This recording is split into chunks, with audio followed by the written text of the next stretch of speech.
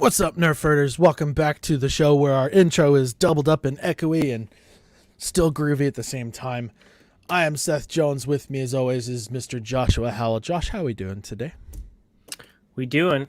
How are you? I'm hanging in there. It's busy and hectic, and there's a lot of snow on the ground. Yeah. It's insane. This is our first episode back after doing the Victims and Villains podcast for their mental health awareness side up. So for those who catch the episode after that, thanks for tuning in. We're glad to see you here. Yeah, I think we shared that on our Facebook page after the fact. That was a pretty good time. It was only an hour, but we covered a lot in an hour, so that's pretty awesome. We covered about as much in an hour as we tend to stretch out into like 2 hours in our shows where we just go on and don't discount our 2 hour shows. Don't discount our 2 hours. Mr. Josh, we had there's quite a bit that we are actually going to be covering today. Things are starting to open up, as it would seem. Like, we're starting to see that all the streaming shows that we're trying to get going are finally releasing more and more news, and it's probably because of the hype that's been built around WandaVision. But Disney Plus is also continuing to throw some stuff out there. We're seeing more and more news on various different Marvel pieces, specifically around Spider-Man. You've got something that you're keeping, that you've still kept from me, about Mandalorian. Is this light at the end of the tunnel that we're starting to see as far as like how the pandemic has affected everything, or like what do you think's going on? And are you did you buy any GameStop stock? So I will admit I did open a public account, which is Really? apparently a better version than Robinhood, since Robinhood was being shady with their GameStop stock.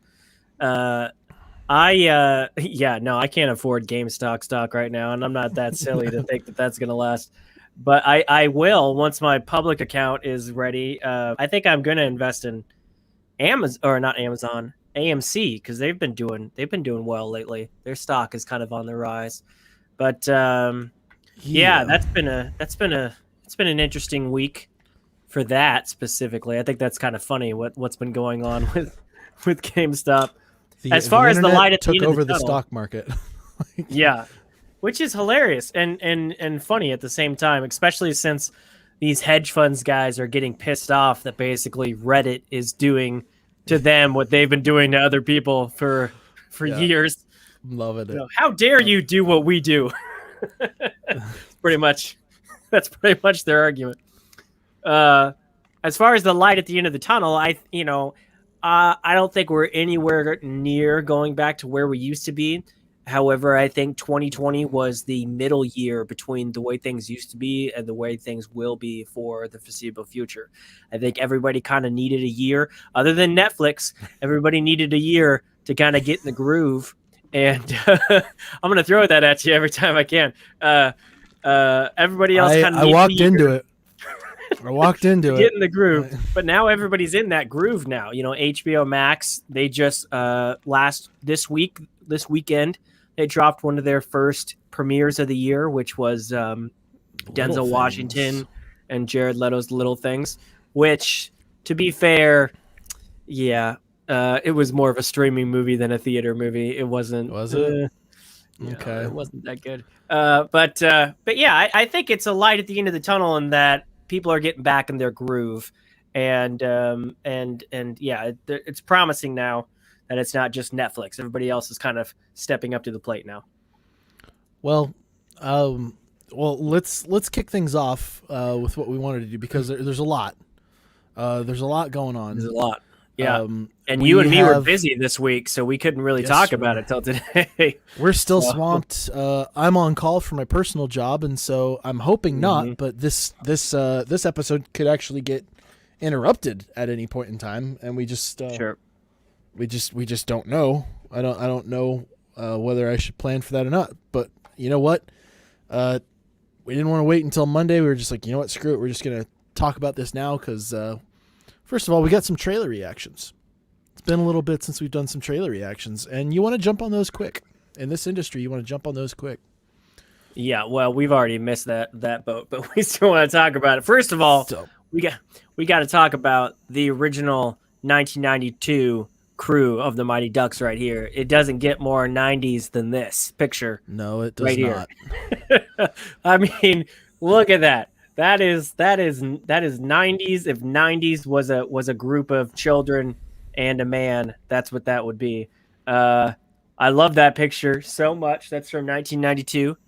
And the Mighty Ducks was my thing back in the day, man. I never learned how to ice skate backwards, but I learned I had a hockey stick, I had a puck with wheels on it, with like ball wheels, and I had rollerblades, and I was all over that in the 90s. Mighty Ducks is my thing. And at the same time, just the fact that this movie exists is so 90s, because can you imagine a show, a Disney movie made today about a lawyer, a schemy lawyer that got a DUI and then got charged with taking care of a bunch of kids? Like, I don't see that happening. No, this there have been a few movements that have occurred since then. Now, I grew up watching this movie. Oh yeah, all the time. I was not a hockey player, but I grew up in Colorado, right at the base of the mountains, and every winter time, or every time the NHL season would open up, this like hockey was part of the culture in that particular town, and yeah, I was always a Colorado Avalanche fan. That kind of dropped off a little bit, but yeah, this movie has also got like. I mean, it's got actors and actresses that are connected to so many other different things. I mean, we've got the character who's right next to Gordon Bombay up there at the top.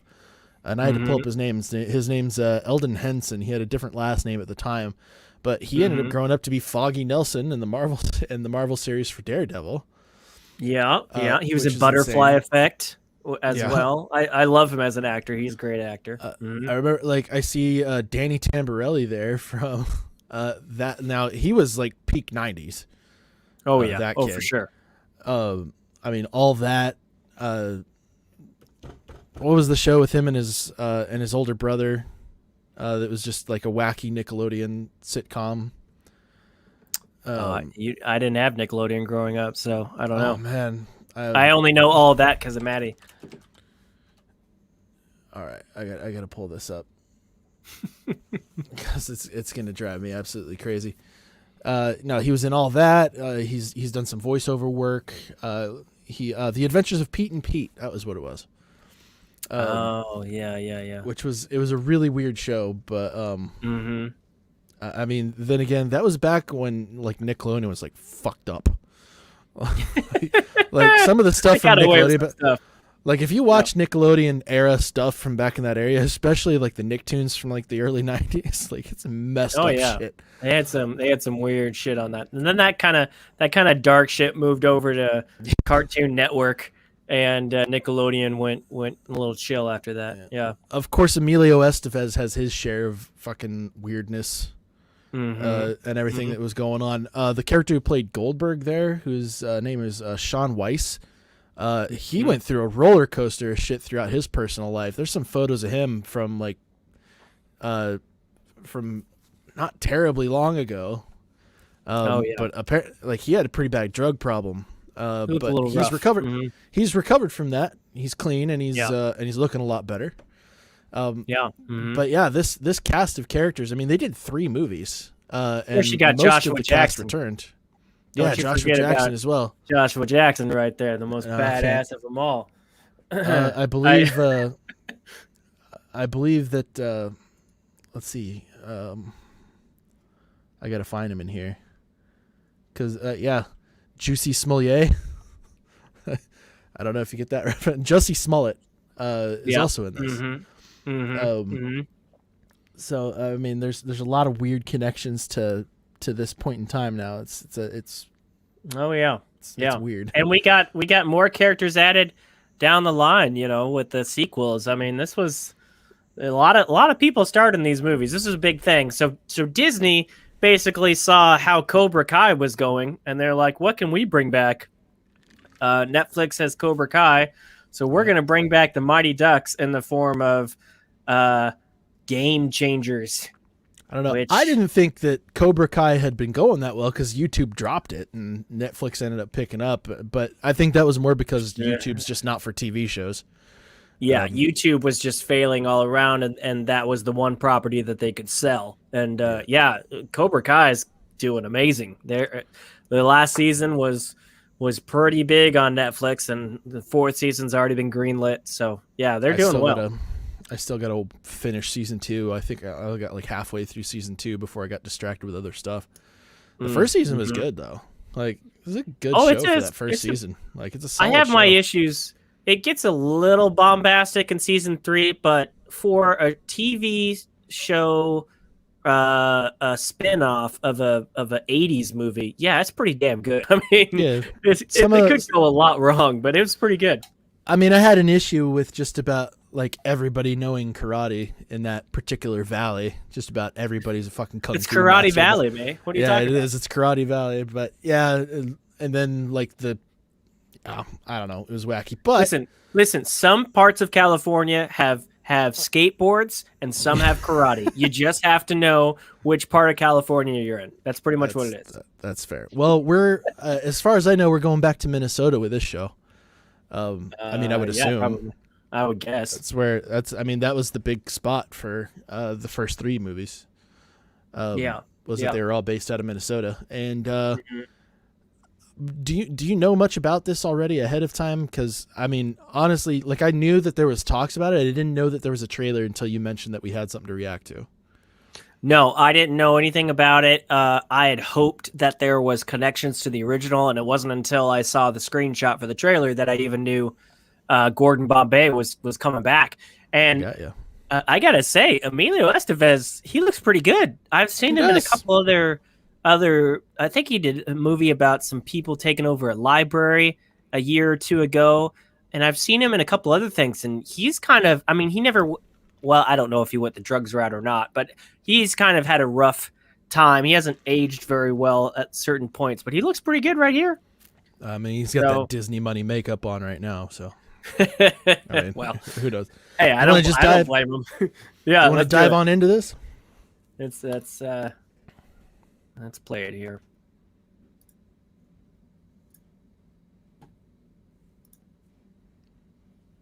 Can you hear it? Maybe. I cannot hear it. Maybe you unmute it there, partner. There we go. I gotta cut you. Okay, hold up. I gotta turn this down. This is really loud. That was a little voluminous. All right. But we're already starting with a young crowd of kids again. Let's try it again. I gotta cut you. If you can't be great at hockey, it's like, don't bother.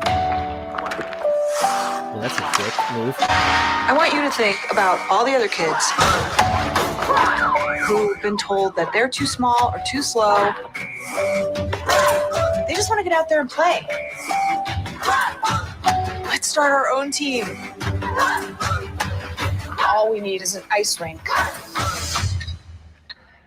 You lost? So you've been looking at red skates, that's up front. Tell me the underdogs are going to come through in the end. You got to make this happen for yourself. Why do you care so much? Because you care. Okay,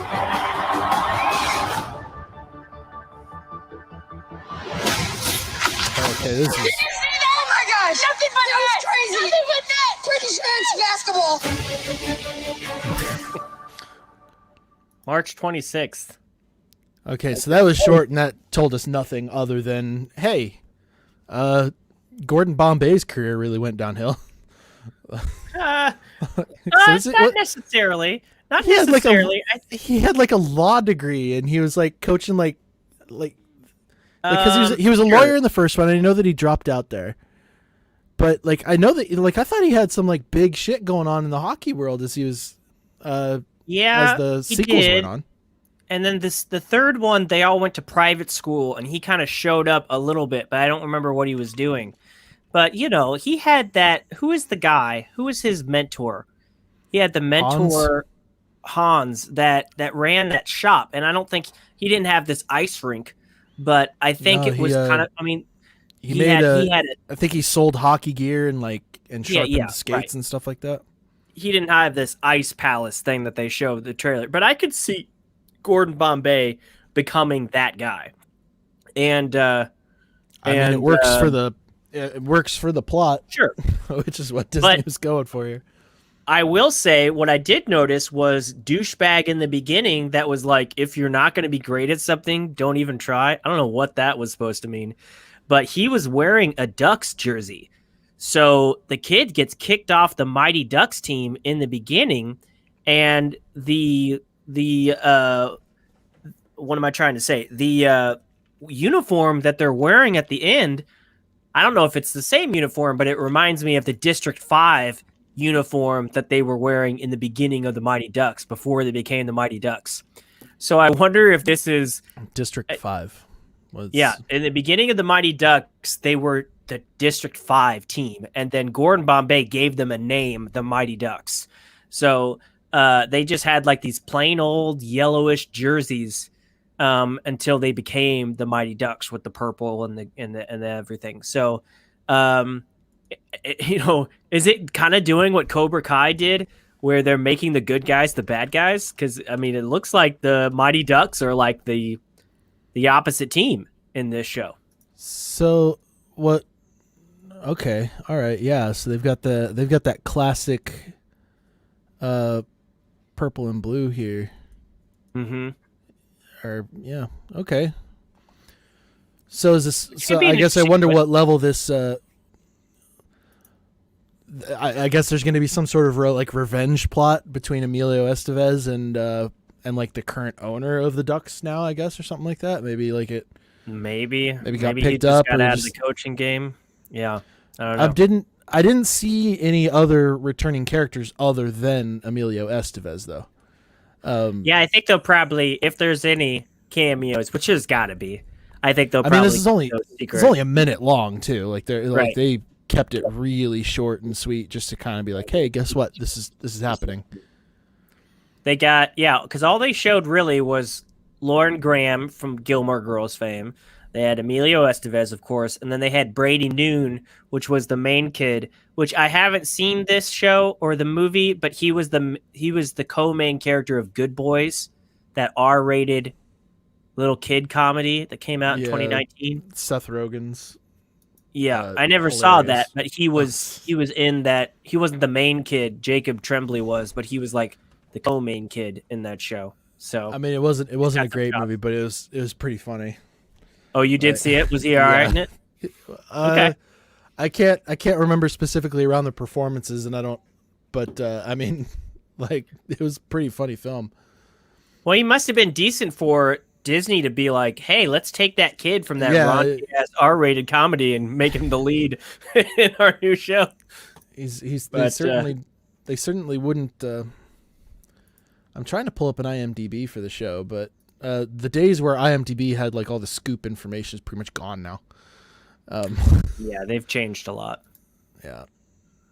Oh my god! Don't they have a paywall for a lot of stuff now? Like I think they still have the same info out there, but you got to pay for it now, or I don't know what the deal is.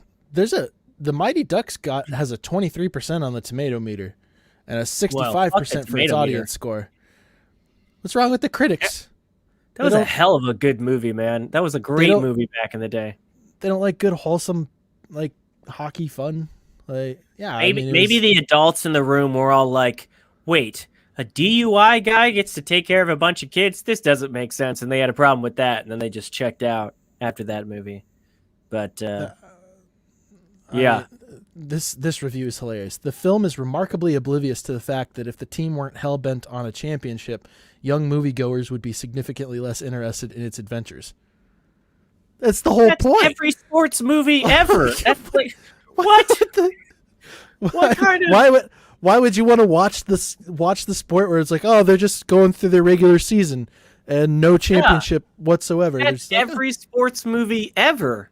That makes okay. Well, good job, reviewer. You just made yourself look like an idiot. Were they even playing for a championship? I thought they were just like beating like this team that was like really hard to beat. Like they were like one of the big dogs. I think it eventually became like them versus Gordon Bombay's team, the Hawks, maybe. They were like a black and white team. Yeah, I don't know. And it was like coached by Bombay's old coach, who shamed him as a child. Oh my gosh, I could talk about Mighty Ducks all day, but I gotta say, this doesn't look bad. I mean, it definitely looks like a kids show. Yeah, no, I mean, it looks like it's aiming towards like if this show came out in the 90s, it would be aimed at the exact same crowd. Yeah, like I mean, it's aimed after the younger kids who like he said in there, like I want to know if the underdogs win. And it's like it's catering to those kids who are like told like, oh, you're not good enough. Like it's an uplifting show, obviously. Just like the main movie was. Like the movie was like the whole point of that was like it had a couple different elements. I remember specifically that Gordon Bombay's character was kind of getting his revenge against his old coach for like, or not necessarily his revenge or anything like that, but like some sort of redemption. Oh yeah, he was trying to prove to himself that he was good enough because his coach made him feel like he was not good enough as a kid, like shamed him for missing the final goal and everything. Yeah, it was a rough beginning. I remember the music and had like this vignette like framing, and it was sad. It was so sad. I love this review too. Harmless enough, but its schematic retread of a screenplay and its lethargic acting detracts from the unassuming passable entertainment it might have been. Like, it's the Mighty Ducks. This is for the original? This is for the original movie? Yeah. All right. I don't know what they were talking about. It's like this guy was watching the movie expecting an Oscar pick or some shit. Like, yeah, I don't know what you're talking about, man, but it spawned 2 sequels in the 90s. It was amazing. So, whatever. Shut up. Can you hear him? I can't. No. Oh, I can hear thank my goodness. He's going insane.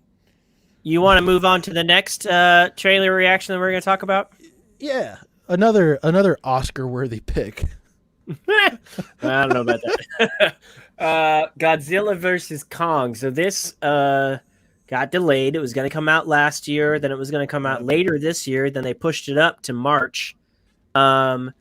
It had some legal issues. We talked about a couple episodes back with HBO Max making that, or Warner Brothers making that HBO Max decision without talking to anybody.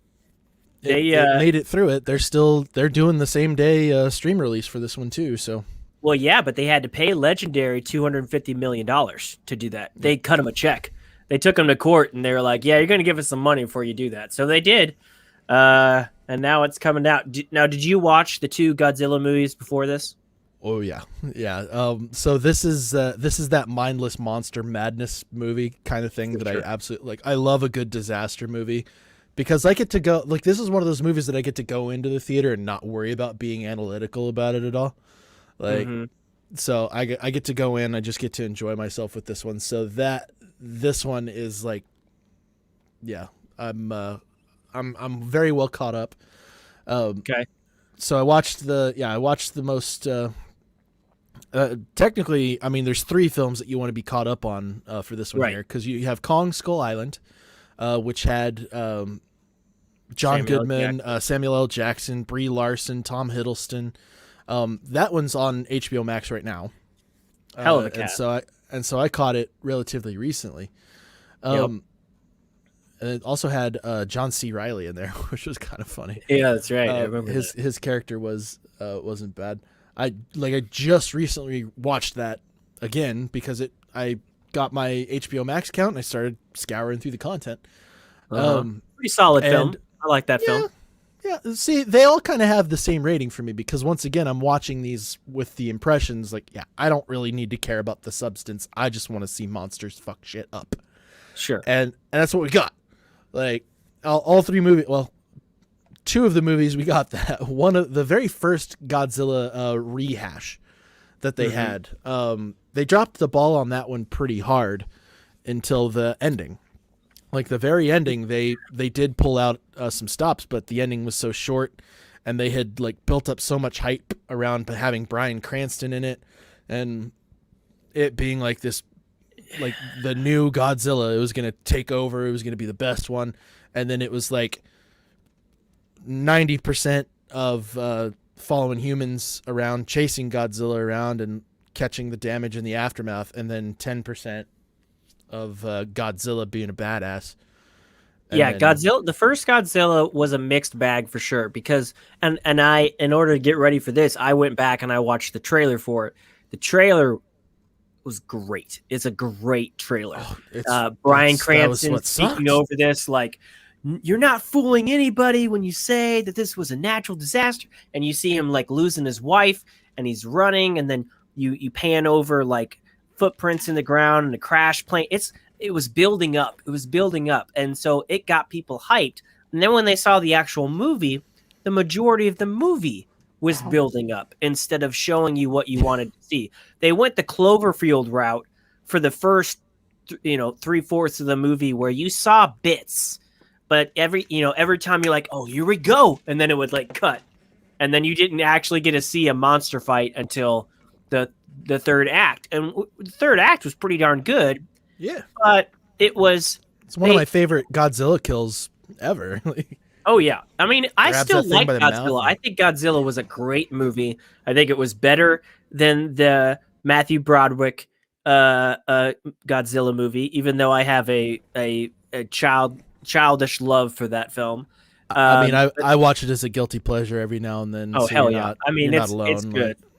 It's But- fun it's one of those fun movies where it's fun to shit on it, and that's about it. Yeah, it is. Like, But then Godzilla King of Monsters came around, and they were like, oh, you didn't think we gave you enough Godzilla? We're going to fucking, we're just going to pummel you with beat you over Godzilla the fucking head with him now. and all the other monsters we can come up with. And then we're also going to throw in an ample amount of dumbass humans that you'll learn to hate really quickly. Yeah.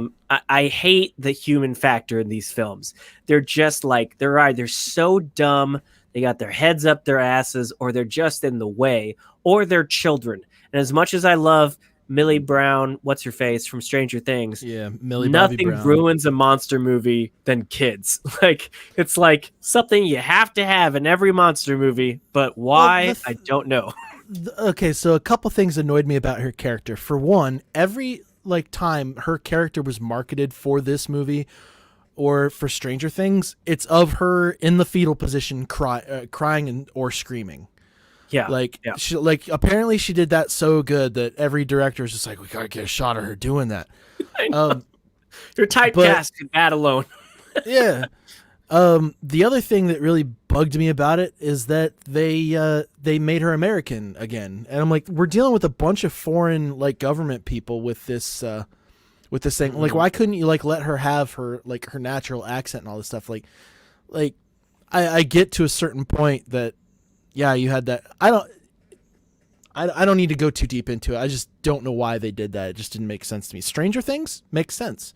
She auditioned for that role. Sure. It worked out like she's meant to be found in a lab in Indiana. We don't want to fuck with that formula too much, and it ended up paying off. Right. But this one, where we've got all these foreign governments, like her character doesn't even start out in America when you first see her. It's like she's.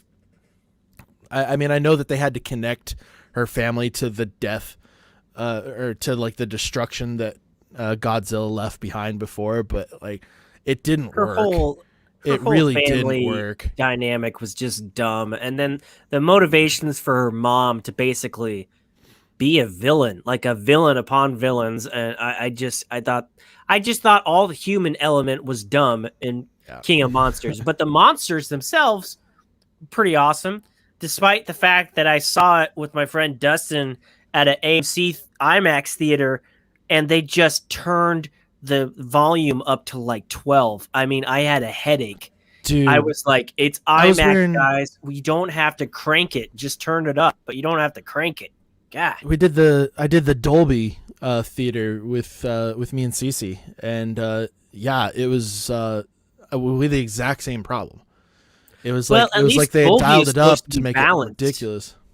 Yeah, Dolby has that, and it shakes your chairs and everything. But Dolby is supposed to have a little more control. Where I feel like this IMAX, I mean, it was a faux everything was IMAX. loud. I think they just dialed it up. It was. I got a headache by like the first scene. I was like, come on, man. Anyway, I mean, finally made it to this. I feel like Godzilla versus Kong is gonna be more of that same level of madness where it's just absolutely crazy. I don't know how. I really hope we don't get the same human characters that we got from the last one, but we're probably I'm going pretty to. sure I heard that Millie was in this, but I don't know to what degree. All right. Well, honestly, so it just it always bugs me when they have like the fish out of water character who's like the non-expert in this particular field but is involved anyway. Sure. Well, maybe she is now. Maybe she has a degree in giant monsters. What are Maybe. giant I don't monsters know. called? They call them Titans. Yeah, they call them Titans in this one. What do they call them in the other robots versus alien monsters? What's Pacific Rim? The kaiju. Kaiju. Yeah, that's right. So they're called Titans in this one, not called Kaiju. Okay. All right. Well, you want to check it out? I think that we kind of like drop into that territory at some point in this franchise. I wouldn't be terribly surprised. Well, didn't we in the last film? Wasn't the 3-headed thing an alien? Didn't they say it was an alien? Yeah. King Ghidorah was not from Earth. I apologize, Godzilla purists out there. I don't know. I know the butterfly monster, and I know the 3-headed Mothra. alien monster. I don't know. Sorry. Yeah. Okay. So the big characters in the last one were Mothra, Godzilla, King Ghidorah, and Rodan. And then a bunch of other characters showed up at the time too, like at the very end, just to have that bowing like scene. Spider of Godzilla, monster. Yeah.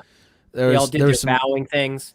There were some dope visuals in there, and there's some really cool Titans that they had, and then there were some that were based on like original Godzilla characters, and I liked, like, honestly, the lore that they included at the very end was actually really was kind of interesting to me, about like news stories that were popping up about the other Titans and shit. Right.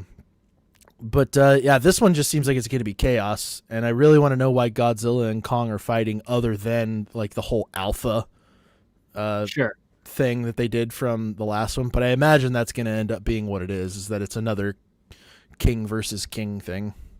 So, well, it's either that or them. Did you see the end credit scene for King of Monsters? Yeah, I wouldn't be surprised. I would be a little bit surprised if they got Mecha Ghidorah up and going that fast. Or Mecha something. I feel like they could use that for something. But there could be a team. I guess this could be a team up, but I don't know. I guess we'll see. You want to dive in? You want to see what it tells us? Let's do it. I'm just speculating at this point, but yeah, me too. Here we go. Play. Where you at? I think it's got to catch up with everything. Yeah.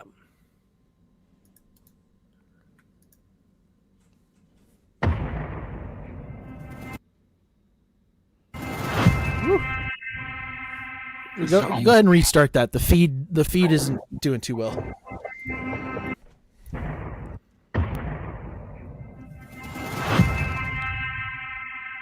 This is our only chance.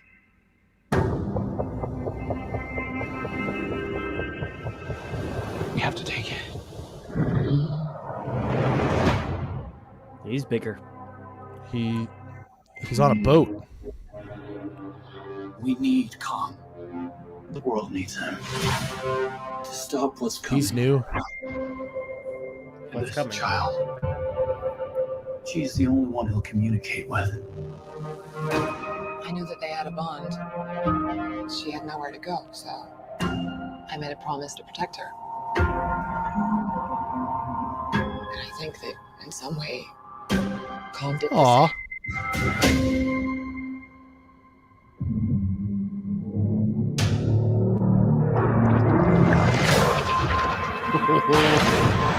Let's go.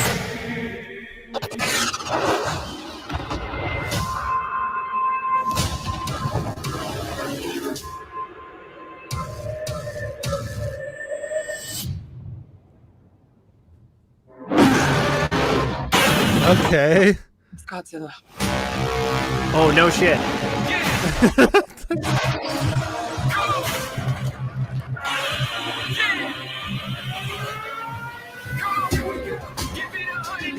This is a big ass boat. Yeah, it is. How is it that big?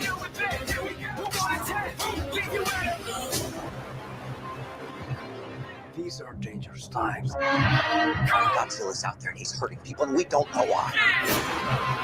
There's something provoking him that we're not seeing here. I'm at the Oh, there she is. The myths are real. Yeah. There was a war. Standing. I keep reaching for greatness because I'm built from it. Who bows to who? Nobody gonna stop for me. Here we go. Kong bows to no one. What the fuck ever? Oh my god. Okay. What the shit? His. Do you remember? Okay, well, we gotta break. We gotta do some things here. Turn the audio off though, because Yeah. it's gonna be bad enough. And when I'm editing the clip later, I don't want to. Yeah, I'm sorry. I don't know what the deal is with StreamYard and sharing audio. What is the deal with how big are these ships, man? I don't know. Like, it didn't look that big when Kong was just sitting on it. No, But and then yet it it's looked- big enough to but then it- hold both of them. Let's see here, Like- because he straight up climbs on it. She's Captain Obvious. It's Godzilla. No, you think? He's all the way on that boat. Look at that. Now, do you remember the picture? There, He I was can pull so- up the trailer. The first trailer for Godzilla, they were on a roof shooting flares, and they were barely touching his leg. And yet he can. Is this the size of a city? Like, how big is this boat? Dude, he was so much bigger before. That was like the first thing I noticed. Is like, These because planes you are just the look at- size of his feet. There's no Yeah. way. Did he shrink? is this a? Is this not Is- Godzilla? Is this 'Cause- not the Godzilla that we've seen? Is this no? This can't be earlier on because Millie's there. Like Millie Bobby Right. Brown's character's there. He's definitely bigger. I get that he got bigger. But did they just mess up the scale on Godzilla? Because this is Are those way planes smaller than he was before. Are those planes bigger than what we I don't know. That looks like a helicopter right there. imagine? I mean, you can't have a helicopter the size of a... I gotta pull up that trailer, because that's bugging the shit out of me right now. I just remember he was so damn big in that first... Let's see, Godzilla... teaser trailer. I remember there was this shot where they, like, shot up flares from a roof. And they barely touched his leg. So they were skydiving. They were dropping into the that. town to get to the bomb, and the flares were actually on them. No, like there was another shot. I know what you're talking about. Because wasn't it like the flares like slowly came out of the sky and were like Yeah, falling there was towards them and that stuff part like too. that? They did that halo jump thing. Yeah. Hold up, I'm searching for it because I know I saw it the other day when I was looking this up. Not to mention that spot where he was like the size of an island and they nuked that island. But here it is. Here it is. Because the first one was just called. I love that we're getting this into it. I know. I know. I'm sorry, I have to. Look at this. Can you see this? They're straight up. Okay. They're shooting that from a roof. I mean, flares. big. Flares are small. I know, but he's bigger than a But- building. I mean, if they're shooting here, I keep on not doing it enough. Okay, come on. They're on a roof. They're shooting it up, and he's still way bigger than that building. So how is he that big there? But I don't in this know. trailer, he can freaking fit on a ship. Do they show his full size in that trailer? In that other trailer? Maybe I don't know. I can't. I don't think they revealed him in that, like his full size in that No, trailer. they did that epic closing shot there. Yeah, I don't think they did. I mean, I know he's not. I know like the posters are exaggerated, but he was freaking huge. There's something funky going. I mean, I can see them having like super big, like a super big ship to carry Kong, and maybe those planes are not like the size of like the choppers that we're used to. Maybe they're a lot bigger or something like that. Maybe they're those like super big like like Avengers Shield style. I don't know. There was something else. That, but it looks pretty clean though. It really does. Like that's a cool. I love shot. that he shot that. I love that he shot that out of the water and it was just like yeah. Okay, right there. Can I freeze that? That's him clearly in what like no. Like, This he behind looks fucking enormous. Systems. That looks like. Okay. Something right there. A mecha something. Yeah, that does look kind of like an outline of some sort. They're kind of treating that like it's something that they can track. I think Ghidorah had 3 toes, not 4 though. Yeah, I don't know. They clearly cropped it out so that you couldn't see. That's a beautiful shot. Can you stop it before the fucking like right after the panel shows up?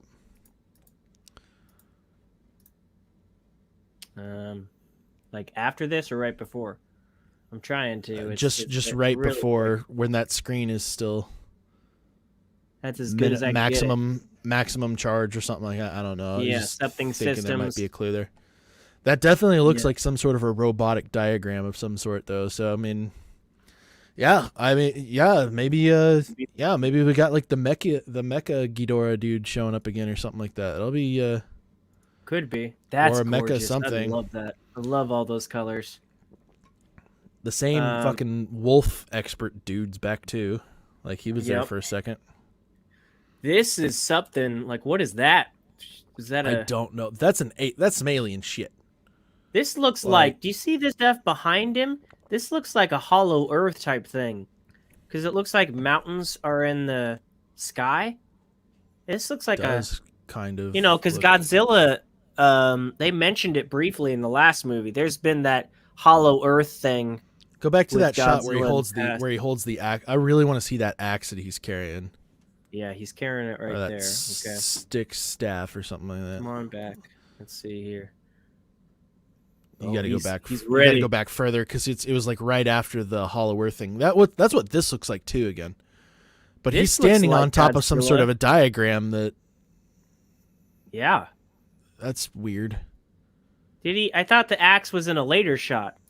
I mean, it was there too, but he holds it up like right after this here, and it looks like he's inside of a cave. Yeah, like it does. He's. Yeah, it looks like he's in something.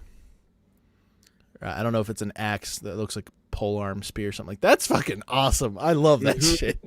That reminds me of how he treated the beasts from Skull Island. That's a Godzilla thing that he's standing on. I don't know what that is. 100%. God, it does look so gorgeous. Are they taking him to Tokyo, or is that a different, or is this like South Korea or something like that? That's a good shot. Look at that shot. That's fucking sweet. Oh, that's awesome. Okay, well, I mean, this is gonna be fun. So Kong learns something about this, about Godzilla and who he is, and some sort of history, and then gets the Master Sword to take him out and fucking. Well, and whatever this is, let's see, where was he? That handprint thing, that was on Skull Island as well. Remember, there was a mountain with the handprint. So maybe there's this is more like his history and Kong's history, and like you said with the last one, getting deeper into the lore. So. Yeah, but like right at the end, like I like the direction that they're going. Like they're following kind of the formula that the Marvel films were doing. Like how we were always talking about how DC tries to like rush this team up so fast. Well, these guys, they got their own movies ahead of time. Yeah. And now they're coming in and they're beating the hell out of each other. And then right at the end, Like maybe we get something that shows that they should have been working together the whole time or something. I just want to know how these cities build back so quickly, because they're just be fucking up these cities. I really want to know where they're going this time around though, because like some of that looks like it's Hollow Earth, but all those colors has to be Tokyo or something. I mean, we know Boston's fucked. Like, wasn't the climax of the last one in DC? Because wasn't that all like around the Capitol or something? I don't remember. No, I thought it was. I'm pretty sure it was in Boston because they fucked up Fenway Park. Oh, that's like, right. And that was where Millie Bobby Brown's character went. Yeah, that's right. And, I mean, why did I think it was in DC? Yeah. And then, so yeah, we know that San Francisco or San Diego, one of the two, was messed up in the first Godzilla. Mm-hmm. Mm-hmm. Kong didn't mess up any towns. He was nice. He kept it all to his island and away from people. And now this is going. And then the guy also said something about Godzilla's messing shit up, and we don't know why. It was like, yeah, he said that, and then the its brother from True Blood was like, "We need Kong to save us, to save the world, well, to deal with Didn't what's they say coming." that about Godzilla in the last one? So something must be going on outside of Godzilla for them to be like, okay, now we need this ape, because they were treating Godzilla like the savior of mankind in the last film. I'm gonna imagine that Godzilla goes back into his nuclear nap that he's doing, and so they hadn't seen him in a while because obviously he had some recovering to do. Mm-hmm. So maybe there's a threat of some kind that they don't know how to deal with, but they have Kong and a slight way of controlling him, which is why they bring that little girl with them. Of course, another child. So they bring her like close to the danger, but Kong won't let her get hurt, so he'll fuck up anything that gets near her. Mm-hmm. So they bring him close to the danger, which is going to be the mecha robot thing that they're going to be dealing with. And then, but before they get there, Godzilla shows up and is like, "Hey, I'm going to deal with Kong because he shouldn't be here," or something, and I wonder then all if hell breaks loose. Maybe the Godzilla's going crazy thing is not Godzilla. Maybe it's this Mecha Godzilla that somebody is controlling to make it look like it's Godzilla. I don't know. That would explain why this thing's so small. Because it's just... You'd think somebody would notice, though. Well, I don't know. Maybe they're really good at prosthetics for monsters. They'd be like, that can't be Godzilla. Godzilla is so much bigger. Yeah, you would think so. Unless they really did make helicopters that big. I don't know. And if they just messed up the scale, then I'm just gonna be irritated because he's so much bigger than that. But we'll see. We'll see. Maybe they did all this on purpose. I don't know. Well, I'm gonna watch it. Either way, I'm gonna watch this one. It's coming out on streaming, so I'll be available for it like right away.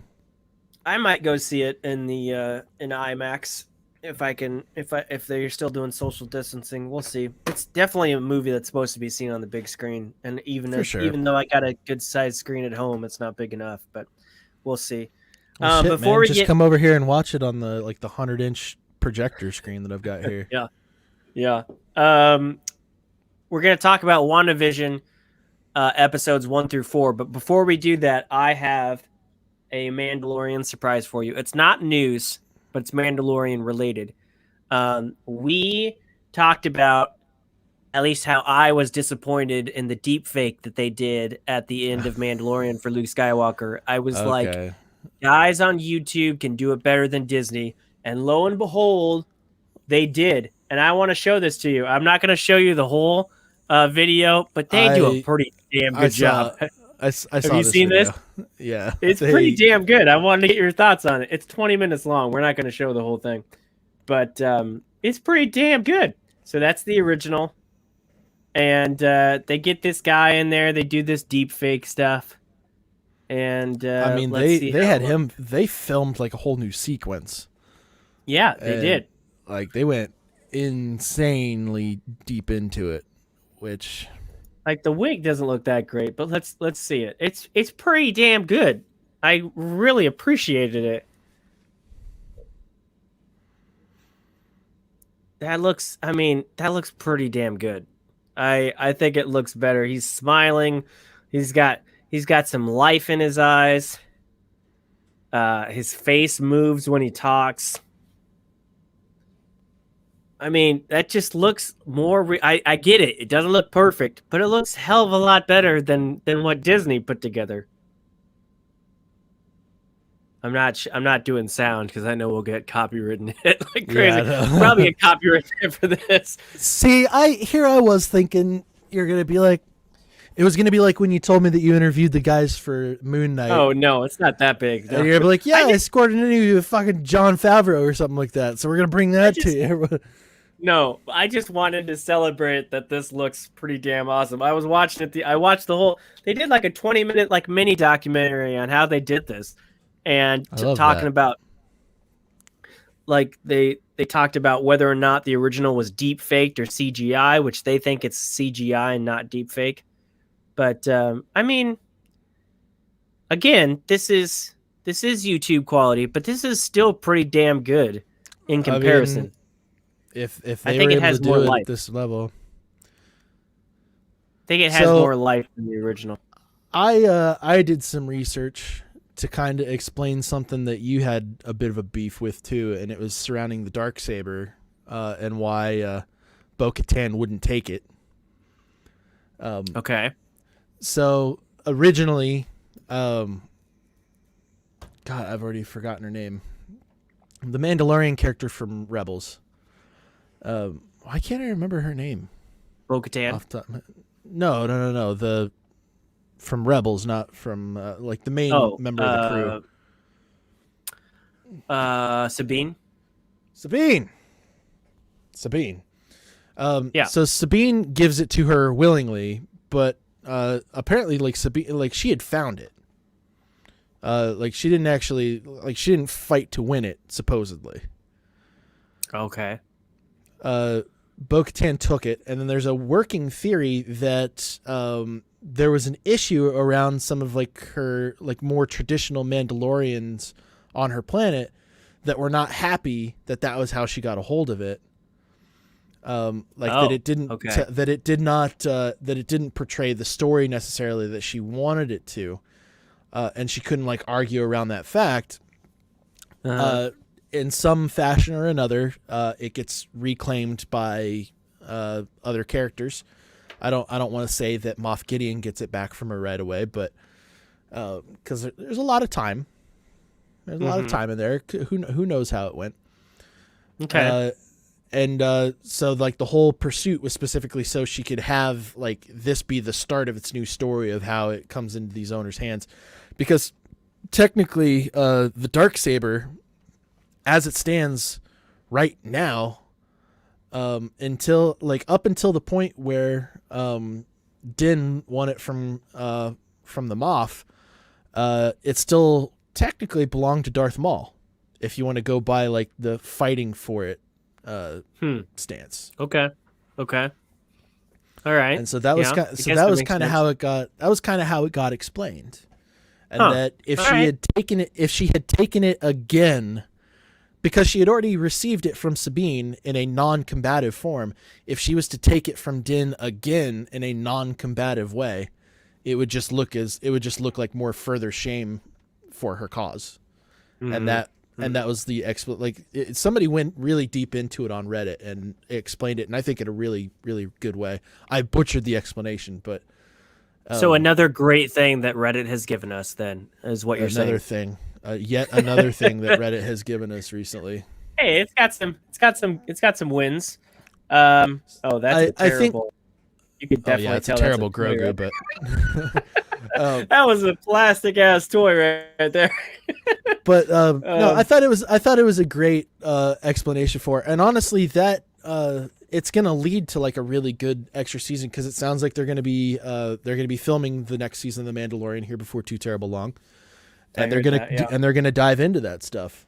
And and I was excited to tell you this story because I know how annoyed you are at like the weird hypocrisies around Mandalorian lore right now.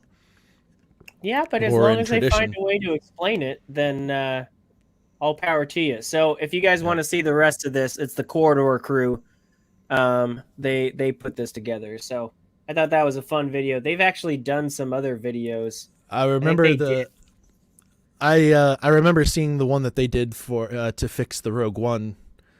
Oh, they did do ones Rogue too. One? Yeah, they did Moff Tarkin. Didn't They they did do- Grand Moff Tarkin for sure. I'm pretty sure they did Leia in there as well. I think they did one for. Am I finding it here? Nope. They did one for the Scorpion King. They went back and fixed fixed the Scorpion King. In, Oh my God. What was that? The Mummy Returns. They made The Rock. They made the fucking Rock look better. Oh my God. So go watch that. They actually did a pretty good job with that, which was funny. Good for them. I'm really excited to talk about. I honestly I don't have much to say yet because none of my questions that I've brought up about this particular show have been answered yet. Some of them have, but not nearly enough of them. Okay. Well, we've at this point, who's ever watching this, they have released 4 episodes of the scheduled 9. Yes. And it's definitely started to pick up a little bit. I think some people were complaining about how little they gave us in the first 2 episodes, which I agree that these episodes are so damn short. I mean, if you thought The Mandalorian season 2 episodes were short, cut another 10 minutes off, and that's what you get with these episodes. Yeah. But, and we joked about 6-minute credit sequence at the end of every fucking one of them. Oh, even longer. Yeah. I mean, I swear when it says it's a 32-minute episode, you know it's really 22 minutes, and then the rest of it's credits. But I mean, I'm still liking the show. The show's really good. Yeah. Yeah. I mean, we haven't talked about it at all since its launch. So do you want to No, we're gonna talk spoilers because you know what? Yeah. If you're a follower of this channel, you're probably watching this show already. Probably. And if you're not, we need you to go back and we need you to watch them because 5-second recommendation. It's definitely fun. If you like watching old sitcoms through the years, it has a lot to tie into that. You'll see a lot of cool callbacks. But if you're interested at all in these characters, from the MCU films, it's a deeper dive into them. So highly recommend. I mean, we're talking about an hour and a half max of actual content that you would need to watch in order to get caught up with what we're going to talk about today. So, well, actually, hold up though beforehand. And I thought this was dumb at first because I was like, basically they're doing what YouTube's been doing for years. But Disney released a thing called Legends. And when I was showing this show to Maddie, she was like, I'm kind of remembering what happened with Wanda. So we went and watched Legends, and Legends had a Wanda episode and a Vision episode. They were both 7 minutes long, and they were fantastic recaps on these characters. So if they do this for like if they have a Bucky episode and they have a Falcon episode, and they do this before and they have a Loki episode before that show, they were great little nuggets of recapping from the beginning to the end of what we've seen of these characters. So if you want to recap, go watch the Legends episodes. They're really short, but they did a really good job. I'll give them that because I was kind of like, man, they're just doing what we already can find on YouTube. But it was more than that.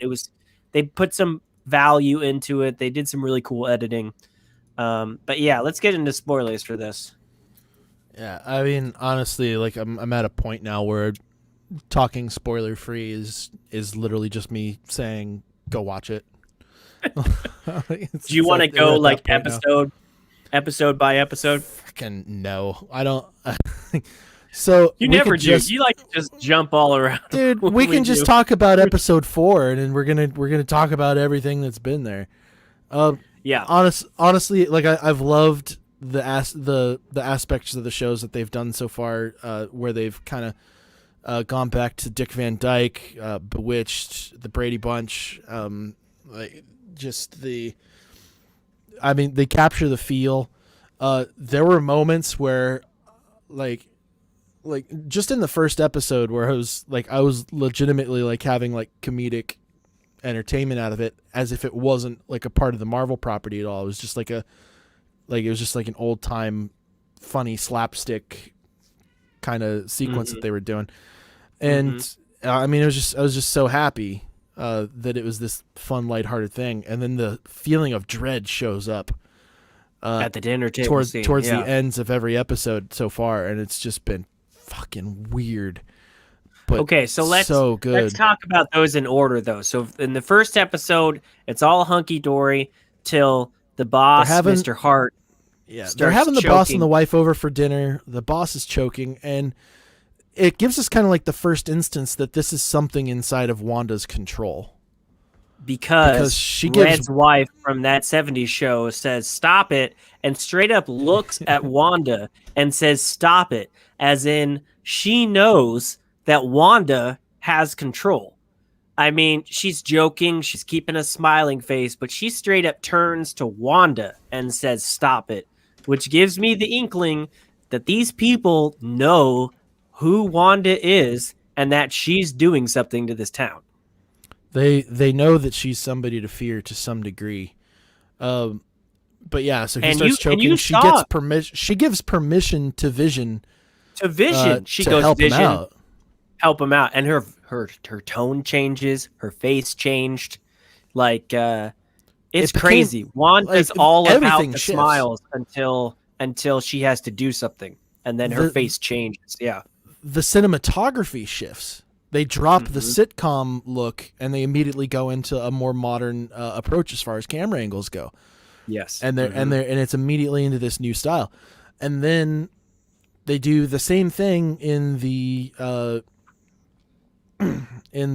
next episode, specifically around like the weird community meeting that Wanda has with these people, and the planning committee.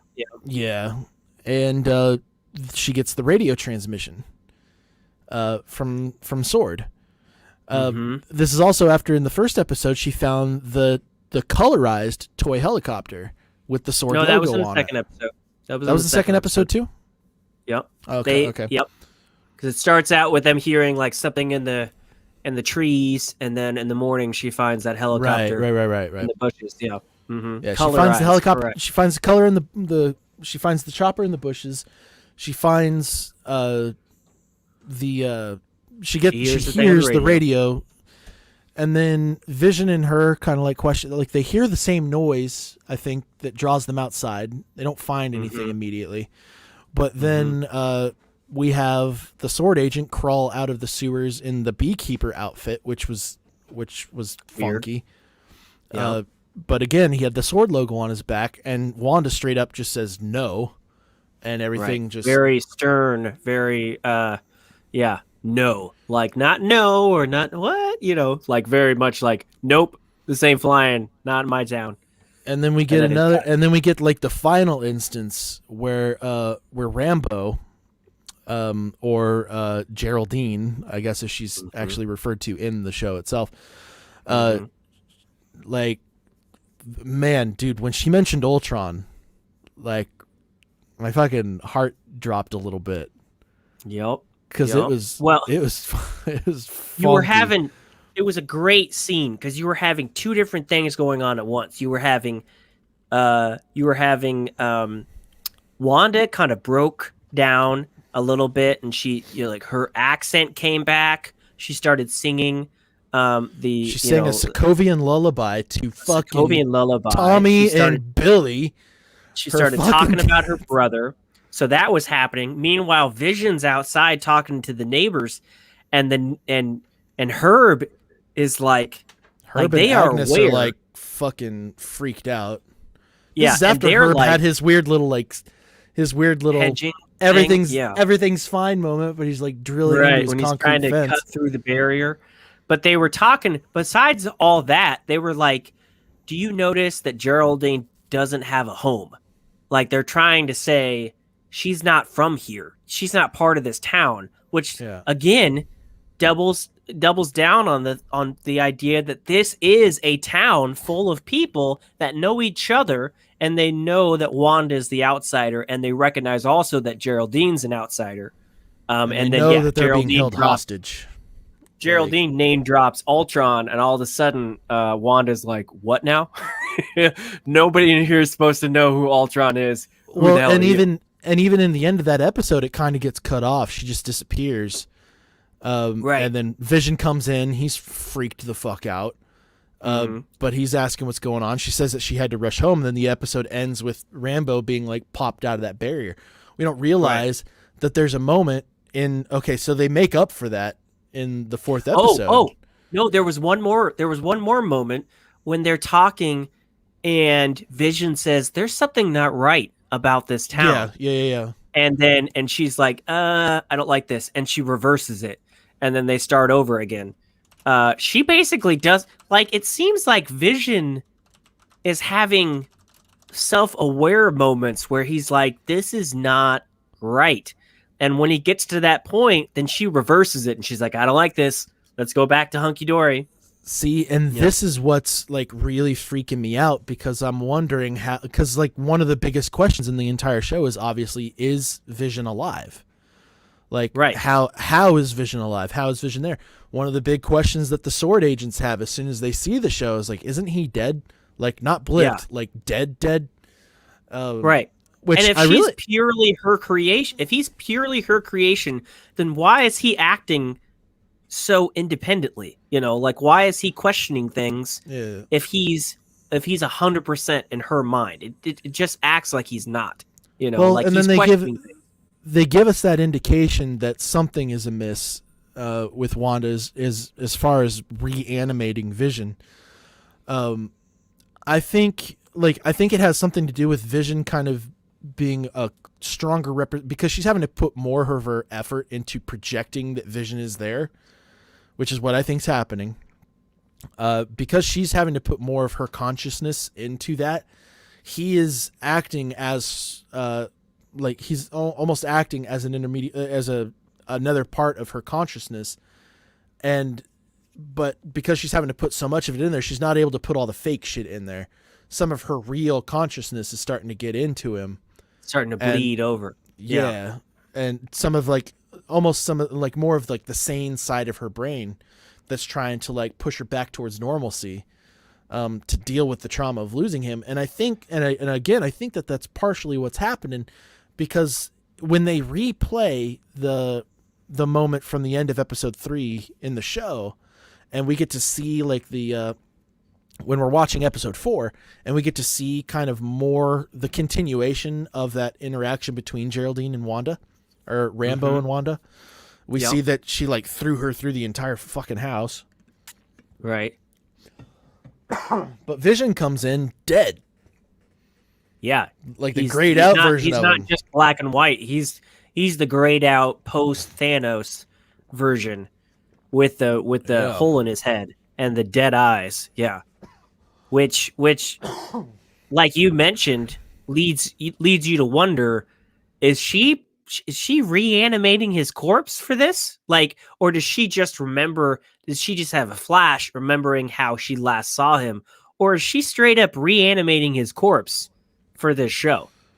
I mean, I wouldn't put it past her either way at this point. It keeps on getting darker and darker in this show. Yeah. The bigger question I have is that when Darcy, who I actually really liked, they brought her back for this. I think her character kind of fits in the situation. 100% less annoying in this than she has ever been in the MCU. I really don't like her, but I liked her in this episode. She brought some much needed like sass and comedy to it for sure. I love that she was watching the show like a fan for a little bit. We had popcorn and everything. Oh yeah, for sure. That's good. But yeah, she there's something specific that she mentions around man. She was the one who like asked like, isn't he dead? Isn't he like not blipped but like actually dead? Yeah. She comes up with the idea for the radio call to try and get in there, and okay, hold on. Came up with like the working theory. There's so much that happens in the episode 4. Let's just start from the beginning of the episode 4, because I feel like we're gonna skip shit. There's so much that makes this episode. I feel like it's hard not to. I mean, they opened up the episode in the most excellent of ways, and they show Rambo like reanimating after being dusted. Right, and instead of doing the comedic, version from Spider-Man Far From Home. They did like the realistic horror version of a hospital all of a sudden being overrun because everybody's coming back. That would be freaky in most cases outside of Spider-Man, where she wakes up and she's like, "Where's my mom?" And the doctors are like, "We can't handle this. There's too many people here, and patients are coming back, and craziness." And she's all all at once. She's having to have it explained to her that 5 years have gone by essentially. Her mom died 3 years ago, and so that was crazy. It gets funky real quick. We realized that Sword was the brainchild of her mother, which was Captain Marvel's co-pilot or partner. And Sword in this version stands for Sentient Weapon Observation Response Division, which I'm guessing Sentient Weapon refers to Captain Marvel. Refers to living weapons essentially. I mean, yeah, sure. Which that's what it's known by in the comics as well. It's the same. It's the same is it? acronym. I thought it was slightly different in the comics. Maybe I was thinking of something else. There's a Sentient World Observation and Response Department. Okay. But essentially, it's similar. Yeah. So you had Rambeau's mom founding Sword, and Peggy Carter founding Shield. That's pretty awesome. Yeah, it's two monumental women in MCU history. And this is not the first mention of Sword that we've had, because the first mention of Sword, not mention, but the first reference towards it was actually in Spider-Man Far From Home, in the end credit scene where we see Nick Fury has been being doppelganged by Talos for the majority of the movie, as far as we know. Right. And then he gets off of he gets out of his little paradise projection thing, walks out on the shit, and then you see the Sword insignia on the floor. Right. So we know that Nick Fury has gotten involved in there, which in the comics, Sword and Shield were intertied together to some degree. So, they certainly seem like it. And we see the Sword base, which has a lot of launching platforms.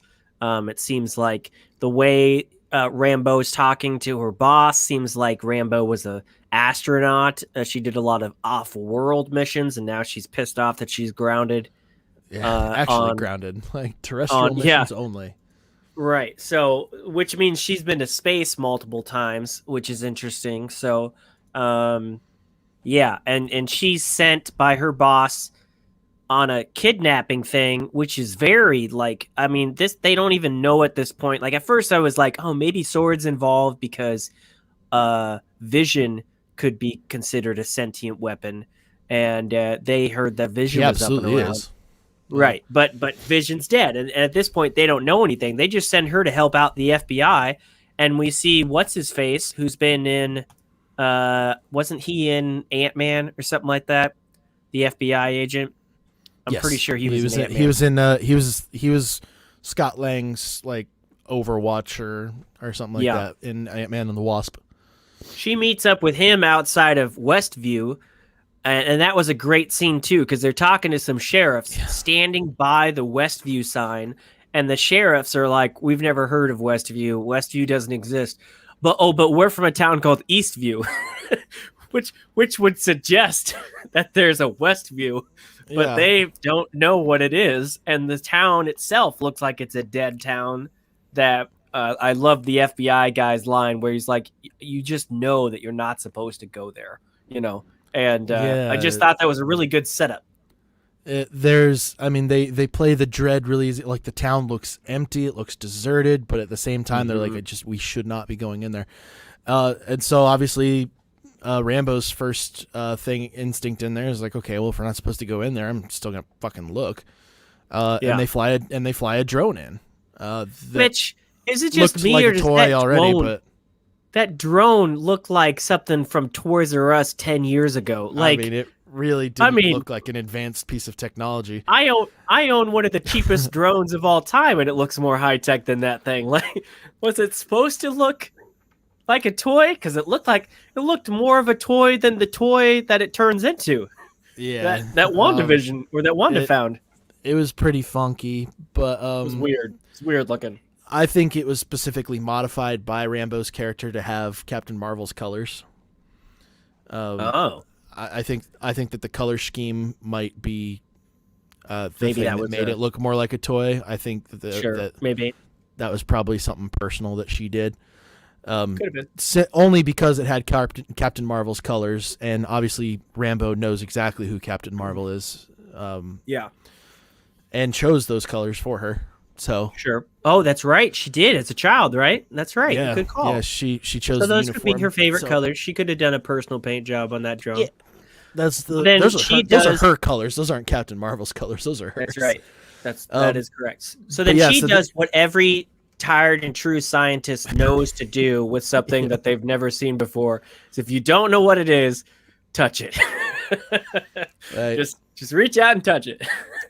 There's a scene from Jurassic Park, the Lost World, where Jeff Goldblum's character, like, they're all observing his girlfriend reached into there to touch that baby Stegosaurus.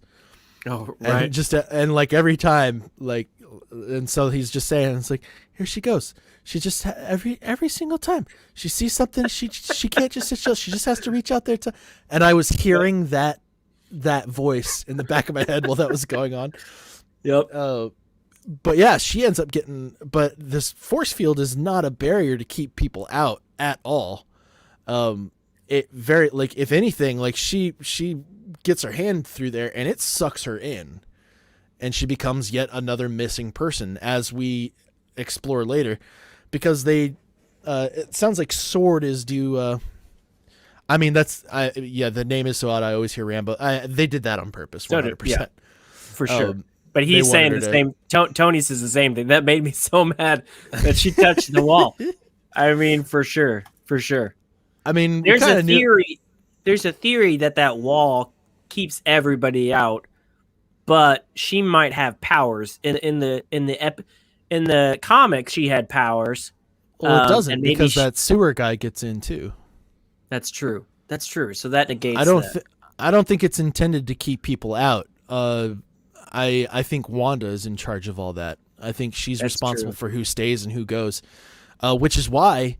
We had an incident in an earlier episode where the doctor's talking about how hard small towns are to escape. He specifically uses the word escape. Right. Well, he was having car trouble. That like points right before to them knowing that they're trapped in their own town. Yeah. I think Grace Randolph from Beyond the Trailer, she did a breakdown where she doesn't think this town exists at all. Like, that Wanda just made up a town. And I thought the episode was pretty clear that this was a town full of real people, and they all recognize that she is the outsider here that's now controlling the town. Yeah. And she didn't travel far. Like, it would make sense that Wanda was just kind of like trying to get away from New York, try and get away from like that traumatic area. Yeah, she just went over to Jersey. She finds this nice small town in New Jersey. It's just a little ways farther away from where she was at. Mm-hmm. And again, like, I had a theory at some point that she was, like a lot of people did, that this was something that she was sort of manifesting in order to deal with the PTSD of everything that she had gone through. Right. And I mean, we're starting to see more and more of that. This is her, like, all of her control, all of her life got taken away from her since she became a part of the Avengers, since her life, for her entire life, really. She lived in war-torn Sokovia. She has her parents taken away from her. Her home gets blown up. She lives in fear for most of her life. She gets kidnapped by Strucker. She goes through all that shit. Her brother gets killed by a fucking psycho robot from Tony Stark created, who she already didn't like very much in the first place. Right. And then somehow she joins up with that same crew. And as she continues on her involvement with that, she falls in love with a robot who then in turn gets the source of hers and his powers fucking ripped out of his head. And then she gets dusted in the process, and then she dies in the process. And then she comes back and everything's Wait, in what? everything's The in source fucking of her power. The source of her power isn't that stone. yeah. The Mind Stone was in the scepter, and that was what Strucker was using his experiments on in order to give her those powers. That's right. That's right. I thought those were two. Well, okay. And maybe I'm remembering it differently. I thought Strucker was doing experiments with that staff, and that the twins just had their own powers. I thought that I didn't think those two were connected, but No, they were absolutely given to him, which is why like they established the connection that she has with the Infinity Stone in his head in I must have Infinity War. remembered that incorrectly. Okay. Like nothing but trauma after trauma after trauma after trauma, Yeah, she's and now been through enough. She's just breaking now. And now she's trying to bring herself back to a world where like things made sense to her, and that Where was she when can control it. She can 100% controls what happens in her world. And she's going through like phases of her life for stuff that she grew up watching. So she watched these old shows when she was a kid. Like I think it's going to evolve slowly, but like when she was at home watching TV or something like that, like when she had the chance to like sit down and watch television, things weren't blowing up in her face. Like, sure. And so this is another form of her trying to like establish that. Or I could be completely wrong, and fucking Mephisto is doing all this shit, or Agatha Harkness is doing all this shit to some degree, because both of them have. Oh, Mephisto specifically has a lot of involvement in the creation of Wanda and Vision's twins. Sure. Well, I mean, it certainly wants you to think at this point in the show, wants you to think that it's all Wanda, because I certainly think so. And Monica, when she gets pulled back out, that's the thing she says. It's Wanda. It's all Wanda. Now, if they have a twist in there, that'll be the twist that it's not Wanda. But I do think it's interesting that at 2 points in the fourth episode, we see that a manifestation from inside the bubble remains outside the bubble. So when the agent goes into the sewer, his rope turns into a jump rope, and when they pull it back, it's still a jump rope outside the bubble. Rope from when I was in those grade old school. Plastic it was crazy. Connector things. I remember those things, but it's legit, and it shifts for a little bit, and then it shows that it's solid. So it's legit outside the bubble, and it's there. Likewise, when Monica got pulled into the bubble, her clothes turned into the clothes of that era. Her sword ID badge turns into that sword necklace. When she gets pushed out of the bubble, she's still wearing that necklace and those clothes, even though she's outside the bubble. So how is that happening? And is that going to be a way to bring Vision back if those things can exist outside of this world? I mean, So there's got to be a reason for that. So that's kind of why I am suspecting that there is another character out there who is responsible for this reality shifting portion of everything, because from what I can remember, that wasn't a part of Wanda's power phase. Now she's also been doing some pretty wacky stuff with her powers in the show. She repaired the holes in her house that she had done in perfect order. Which, I mean, I know she had telepathy, but that's a new ability that we haven't seen before. And obviously, like, she was dealing with the Mind Stone, and these people all seem to have some sort of semblance of who they actually are. Still, they're not. They like, seem to all be taken hostages. over. Yeah, they're not. They seem to have like when they're having private conversations, like don't tell Vision too much. We don't know if we can trust them type stuff. Although, and there's the fourth episode gave me one more question that I didn't already have. The whole thing with the FBI started with they had a WITSEC guy or gal in this town. And I wonder if there's something more to that. I wonder if one of the characters that we've seen, particularly what's-her-face down here from Step Brothers, she's a great actress, but I can't think of her name right now. What's her name? Catherine Hahn. Who's just listed. Okay. She's only listed as nosy neighbor, at least on on the Google cast listing. I wonder. Well, if it's gonna be she different. says that her name is Agnes. And I Okay. don't believe. Oh, I that's don't right, believe Agnes, that. yeah. I don't believe that her character. Somewhere in episode 4, they say the name. So they're discovering all these missing persons. They're cross-referencing cast members in the show with missing persons data that they have in the real world, and they're finding all of these people. And I can't remember if they had found her. Were they name missing or not. I'm persons, sure they or did. were they just connecting they the fucking fake are now. sitcom names with the real names? Yeah. Well, they were finding these people, and they were giving them like the names. It sounded were different each time.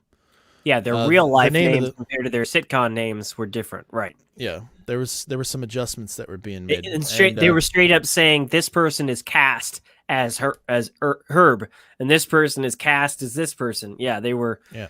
They're really leaning into the whole sitcom thing of it. Like, oh, is this from the current episode? Well, it's the I was only kind of rolling my eyes at that, but I guess that's the way to follow it. It's the only way that they have to play off of it, and it's the best reference that they've got, honestly, to keep it going. But I wonder they get if a there is photo. something. They get a photo of the drone, and they asked the Right. woman why she colorized it, why she photoshopped. She said, "I did, and that was how Right. it showed up."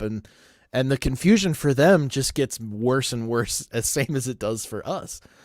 And we're seeing that they're seeing edited versions of the broadcast, and they're Yeah. starting to realize that the broadcast is being censored because we're seeing things Their just get words. straight cut to credits, right?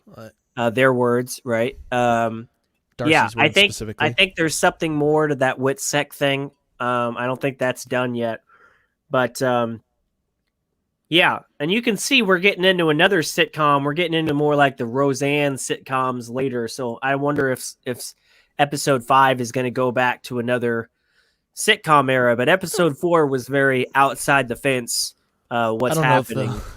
I don't know if they'll do Roseanne after all the shit Okay, that's but gone on there, but the 90s. But yeah, they're the definitely on the 90s coming up. Well, so they've done the 70s, and the outfit that Catherine Hahn's character is wearing there is very 80s. Yeah, it's very 80s. Yeah.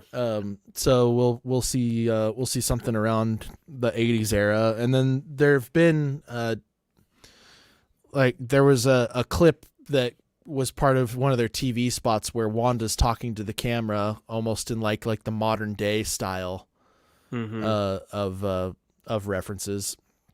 Mm-hmm. It's